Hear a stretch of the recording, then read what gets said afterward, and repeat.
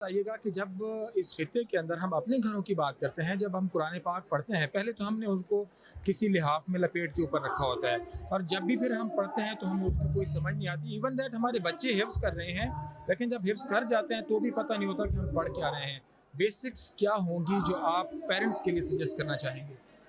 देखिए, मेरे नज़दीक जिन मसलों का आपने ज़िक्र किया है वो सब जानते हैं और मसाइल की लिस्ट बनाना आसान होता है। लेकिन हमें अब करना ये चाहिए कि इन चीज़ों पर तनकीद करने के बजाय इनके हल और ऐसे हल जो प्रैक्टिकल हों, आसान हों और आहिस्ता-आहिस्ता फैमिलीज़ में और इंस्टीट्यूशंस में इम्प्लीमेंट हो सकें, उनकी तरफ फ़ोकस करना चाहिए। तो इस चीज़ से हमें अब निकलना पड़ेगा कि हम जहाँ-जहाँ कोई भी कोशिश देखते हैं उसमें कोई ना कोई ख़ामी होती है। जैसे हर इंसान में ख़ामी है, हर इदारे में ख़ामी होगी, हर हुकूमत में ख़ामी होगी, हर मुल्क में ख़ामी होगी। लेकिन हर ख़ामी के साथ-साथ एक मौका होता है, एक अपॉर्चुनिटी होती है। तो मेरे नज़दीक पेरेंट्स की अब जो ज़िम्मेदारी है वो सिर्फ़ यही नहीं है कि अब वो अपने बच्चों को सिखाएँ। मेरे नज़दीक बच्चा उस वक़्त सीखेगा जब अपने पेरेंट्स को खुद सीखता देखेगा। तो मेरे नज़दीक तो बच्चों की तरबियत की जो हम बात करते हैं उसमें हम अपने आप को एक्सक्लूड कर लेते हैं ना। तो अगर बच्चा देखता है अब्बू को कि वो क्रिकेट मैच उनको देखने का शौक़ है तो उसको भी क्रिकेट का शौक़ हो जाता है। वो देखता है अब्बू गाड़ियों के बारे में बात करते हैं, उसको गाड़ियों का शौक़ हो जाता है। फैमिली का जो रुझान होता है, जिस चीज़ के बारे में फैमिली ज़्यादा बात कर रही होती है, उन्हीं चीज़ों की बात की दिलचस्पी बच्चे के अंदर हो जाती है, राइट? तो हमें अगर कुरान से मुतालिक या अरबी इवन थोड़ी सी सीखने से मुतालिक अगर फैमिली एक्टिविटी बन जाए ना, और ये भी नहीं कि बैठ के घंटों के लेक्चर सुनो। मेरे नज़दीक तो 5 मिनट की 3 मिनट की कोई बात मुफीद सुन ले आयत के बारे में कोई, और फिर डिनर करते हुए साथ बैठ के घर में बात कर लो कि इस आयत के बारे में जो सीखा था वो क्या था। और ये भी नहीं कि बच्चों का इम्तिहान लेना है कि बच्चों पे प्रेशर आ जाए। लेकिन मदर कहना शुरू कर दी, मैंने जो मेरे जहन में ये बात आई जब ये बात सुनी थी, आपके जहन में क्या आई, आपके जहन में क्या आई।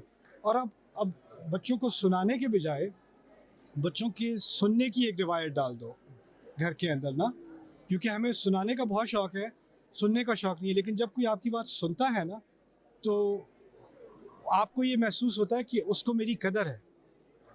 जब कोई आपको सुना रहा होता है तो वो आपको ये बताना चाह रहा होता है कि तुम्हें मेरी कदर करनी चाहिए। तो हमने एक तकरीबन एक वन वे स्ट्रीट बना दी है। अब टीचर ने बच्चे को सुनाना है, माँ बाप ने बच्चे को सुनाना है, और जब सुनना होता है तो बस इंटरोगेशन की तरह की बात होती है।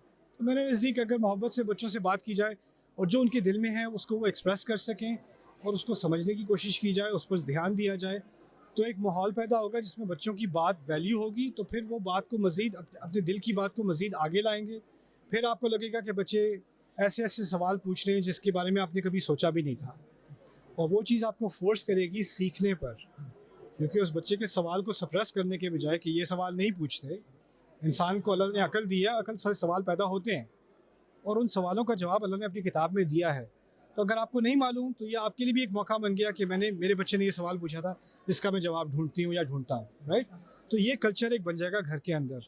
अल्लाह ताला ने खुद ही अपनी किताब के बारे में कह दिया। आज सूरत यूसुफ की बात हो रही थी, आयातुन लिस्साइलीन, पूछने वालों के लिए आयात।